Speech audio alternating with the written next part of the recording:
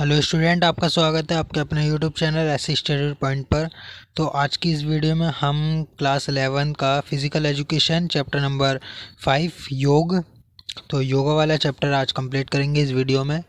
तो एंड तक बने रहें और ज़रा भी स्किप ना करें, क्योंकि मेन पॉइंट है वही बताए जाएंगे। तो चलिए शुरू करते हैं।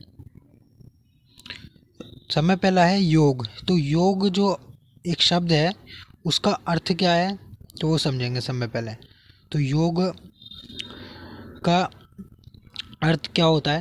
तो योग शब्द की उत्पत्ति संस्कृत के मूल शब्द यानी यूज, जो संस्कृत का शब्द है, उससे हुई, और जिसका अर्थ होता है जोड़ना या मिलना।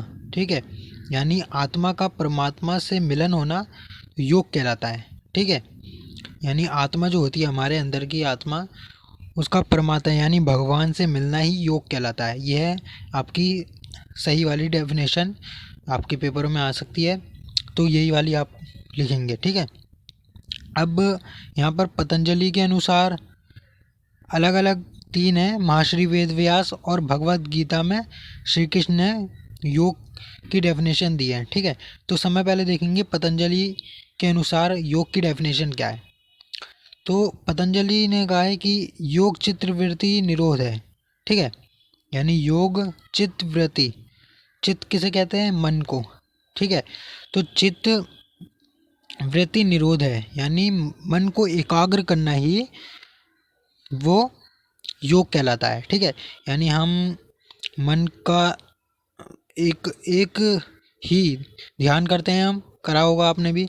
तो ध्यान में हमारा मन एक सब हर जगह भागता नहीं है, एक ही जगह कंसंट्रेट करता है। ठीक है, तो ये पतंजलि के अनुसार है कि चित्तवृत्ति निरोध है। ठीक है, अब दूसरा है महर्षि वेद व्यास के अनुसार योग समाधि है। ठीक है, समाधि आपने वर्ड सुना ही होगा।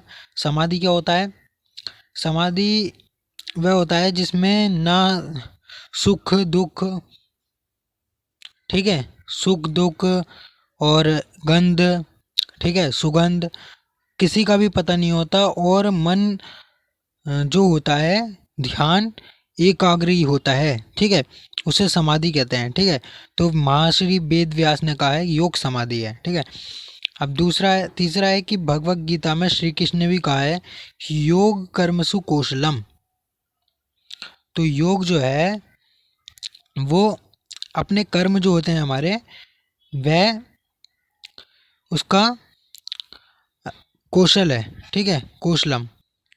अब है अपना दूसरा पॉइंट, योग का महत्व यानी इम्पोर्टेंस ऑफ योगा। ठीक है, योग के क्या क्या महत्व है, तो यहाँ पे 7 महत्व दे रखे हैं शारीरिक रूप में, वो 7 हैं। ठीक है, जो हमारा शरीर होता है, शरीर को के लिए 7 महत्व हैं। ठीक है, तो वो पहला है शारीरिक स्वस्थता, यानी योग करने से आपके जो शरीर की स्वस्थता होती है, और रोगों से बचाव।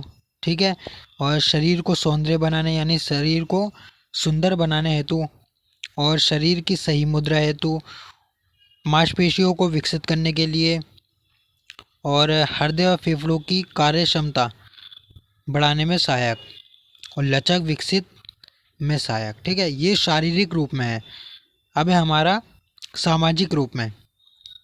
ठीक है, तो सामाजिक रूप में हमारा है कि एक तो सामाजिक गुणों को विकसित करने में सहायक है, और दूसरा है सामाजिक रिश्ते विकसित करने में सहायक, यानी आप बाहर कैसा मिलना जुलना है आपका, तो योग करने से आपका मन एकाग्र होता है और फ्रेश होता है, जिससे आप लोगों से मिलते हैं तो अच्छे सही से मिलते हैं। ठीक है, तो सामाजिक रिश्ते जो होते हैं अपने विकसित करने में सहायक। अब है मानसिक रूप में। तो मानसिक रूप में तनाव से मुक्ति, या योग करने से आप तनाव मुक्त रहेंगे और तनाव रहित जीवन होगा आपका, और एकाग्रता बढ़ाने में, यानी एक काम को अच्छे ढंग से करने में। ठीक है, यानी एक हम पढ़ाई करते हैं तो पढ़ाई करते समय हमारा दिमाग पढ़ाई में ही नहीं रहता, हमारा दिमाग बहुत सारी जगहों पे रहता है कि पार्क में क्या हो रहा होगा, वहाँ क्या हो रहा होगा। ठीक है, तो आप योगा करेंगे तो एकाग्रता बढ़ाने में सहायक होता है और याददाश्त बढ़ाने में सहायक होता है और सहन शक्ति बढ़ाने में भी सहायक होता है योगा। ठीक है, अब है नेक्स्ट पॉइंट चौथा, आध्यात्मिक रूप में। ठीक है, आध्यात्मिक रूप क्या होता है कि आध्यात्मिक गुणों का विकास करता है और ध्यान बढ़ाने में सहायक और नैतिक गुणों को विकसित करने में भी सहायक होता है योगा। ठीक है, ये पॉइंट है कुछ जो आपको बता दिए। अब है आसन, प्राणायाम, ध्यान और योगिक क्रियाओं का परिचय।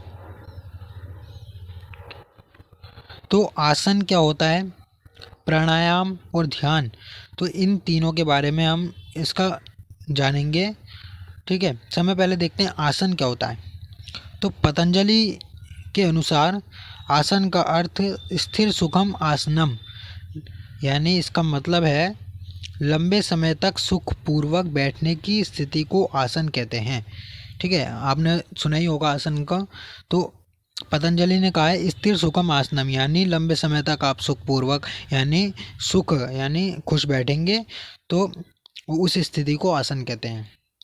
दूसरा है कि प्राणायाम। प्राणायाम दो शब्दों से मिलकर बना है, एक तो प्राण है, ठीक है, और दूसरा है आयाम। इनका अलग अलग अर्थ है। तो प्राण का अर्थ होता है जीवन ऊर्जा और आयाम का अर्थ होता है नियंत्रण। तो जीवन ऊर्जा नियंत्रण, ठीक है, श्वास प्रश्वास व नियंत्रण करने ही प्राणायाम है। ठीक है, अब है ध्यान। ध्यान मस्तिष्क यानी दिमाग जो होता है हमारा एकाग्रता की एक प्रक्रिया है। ध्यान समाधि से पूर्व की एक अवस्था है। ठीक है, ये ध्यान जो होता है वह मस्तिष्क जो हमारे दिमाग की, जो हमारा दिमाग भटकता रहता है यहाँ से वहाँ से यहाँ, तो उसको एकाग्रता की एक प्रक्रिया है। ठीक है, अब है योग के तत्व। ठीक है, मेन पॉइंट है योग के होते हैं 8 तत्व। ठीक है, तो 8 तत्वों में से सब में पहला है यम नियम और आसन, प्राणायाम, प्रत्याहार, धारणा, ध्यान, समाधि। ठीक है, यम और नियम, ये जो 8 तत्व हैं ये योग के तत्व हैं, एलिमेंट्स ऑफ योगा। तो प्राणायाम यम जो होता है यम जो होता है वो होता है आपका दूसरों के प्रति कैसा व्यवहार है। ठीक है, और नियम जो होता है वह आपका खुद के प्रति कैसा व्यवहार है, वो होता है नियम। ठीक है, ये एक दूसरे के उल्टे हैं, यानी यम जो होता है वह आप दूसरों से मिलते जुलते हैं तो कैसा व्यवहार करते हैं उसके साथ, और नियम जो होता है वह होता है आपका खुद का कैसा व्यवहार है अपने साथ। ठीक है, हम टाइम से क्या क्या करते हैं, ठीक है, वह होता है। आगे पढ़ेंगे कि प्राणायाम के अंग। ठीक है, प्राणायाम आपने पढ़ाई है कि प्राणायाम के अंग जो हैं वह हैं 3। सब में पहला है पूरक, रेचक और कुंभ। पूरक, रेचक और कुंभक। ठीक है, तो पूरक किसे कहते हैं, यानी आप सांस लेते हैं, छोड़ते हैं और रोकते हैं, ये 3 होते हैं आपके। ठीक है, तो श्वास लेने की प्रक्रिया को कहते हैं पूरक, और रेचक कहते हैं श्वास बाहर निकालते हैं हम उसे कहते हैं रेचक, और कुंभक कहते हैं जब आप श्वास लेते हैं और कुछ समय तक रोकते हैं और फिर छोड़ते हैं उसे कहते हैं कुंभक। ठीक है, ये प्राणायाम के अंग हैं। ठीक है, इम्पोर्टेंट है, आप याद कर लें। अब है प्राणायाम के प्रकार। प्राणायाम के कितने प्रकार होते हैं, तो सूर्य, भेदी, उज्जयी, शीतकारी, भस्त्रिका, भ्रमारी और प्लावनी और मुच्छा, ये आपके प्राणायाम के प्रकार हैं। 1 2 3 4 5 6 7 8, 8 प्रकार आपके प्राणायाम के हैं। ठीक है, आ सकता है 1 नंबर का क्वेश्चन होता है तो उसमें आपके प्राणायाम के प्रकार पूछे जा सकते हैं और आप इन्हें याद भी कर लें। अब नेक्स्ट है कि योगी क्रिया, शुद्धि क्रिया। तो योगिक क्रिया, शुद्धि क्रिया क्या होती है उसके बारे में पढ़ेंगे। योगिक क्रिया शरीर की आंतरिक व बाहरी शुद्धिकरण की एक प्रक्रिया है जिनमें हम षटकर्म क्रियाएं भी कहते हैं। ठीक है, अब योगिक क्रिया के प्रकार हैं वो पढ़ेंगे। समय पहला है नैतिक क्रिया, दूसरा है धोती क्रिया, बस्ती क्रिया, नोली क्रिया, नाटक क्रिया और शाटक क्रिया और कपाल भाती क्रिया। ठीक है, ये आपकी 6 क्रिया हैं। ठीक है, अब है आसन व प्राणायाम से शरीर के क्रियात्मक लाभ। आसन और प्राणायाम आपको पता ही है किसे कहते हैं। तो इससे करने से शरीर के क्या लाभ होता है वो देखते हैं। समय पहला है कि एकाग्रता, व्यक्ति में सुधार, शरीर मुद्रा में सुधार, चोटों से बचाव, लचक में सुधार, श्वसन संस्थान की कार्यक्षमता में सुधार, हृदय और फेफड़ों की कार्यक्षमता में सुधार, संपूर्ण स्वास्थ्य में सुधार और थकान से मुक्ति भी मिलती है और संपूर्ण शरीर संस्थान में सक्रियता। यानी देख सकते हैं आप कि हम प्राणायाम और आसन करेंगे यानी आधे घंटे भी इसे कर लेंगे तो कितने ही रोगों से आपका बचाव होगा और आप एकाग्रता भी आपको आप में विकसित होगी। ठीक है, अब है ध्यान के लिए योग और संबंधित आसन। ये कुछ आसन के प्रकार बताए गए हैं। समय पहला है सुखासन, ताड़ासन, पद्मासन और शंखासन। ठीक है, ध्यान जो है वे एक ऐसी प्रक्रिया है जिनमें बिना किसी विषयांतर के एक समय के दौरान मस्तिष्क की पूर्ण एकाग्रता हो जाती है। मस्तिष्क की पूर्ण स्थिरता की एक प्रक्रिया है। यह प्रक्रिया समाधि की पूर्ण की स्थिति होती है। योग जो होता है वो होता है आत्मा और परमात्मा का मिलन। ठीक है, योग की डेफिनेशन आपको पता ही है, आत्मा का परमात्मा से मिलन होना ही योग कहलाता है। और दूसरे शब्दों में हम देखें, दूसरे शब्दों में है जीवात्मा का परमात्मा से एकीकरण ही योग है। और एकीकरण का अर्थ मनुष्य के शारीरिक, मानसिक, बौद्धिक व आध्यात्मिक पहलुओं का एकीकरण है और चित्तवृत्ति का निरोध है योग है।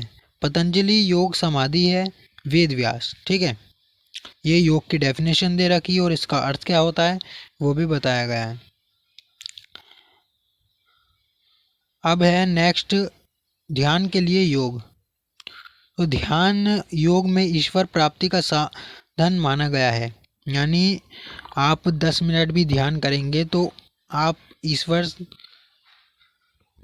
की से प्राप्ति कर सकते हैं, यानी ईश्वर से मिल सकते हैं, ये माना गया है। ठीक है, ध्यान योग का 7वां अंग है जो समाधि से पूर्व की अवस्था है। यानी समाधि जो आपको बताया था उससे पहले की अवस्था होती है ध्यान। और आध्यात्मिक विकास के लिए ध्यान का प्रयोग किया जाता है। ध्यान करने के लिए सुखासन, तड़ासन, पद्मासन प्रयोग किया जाता है इनका।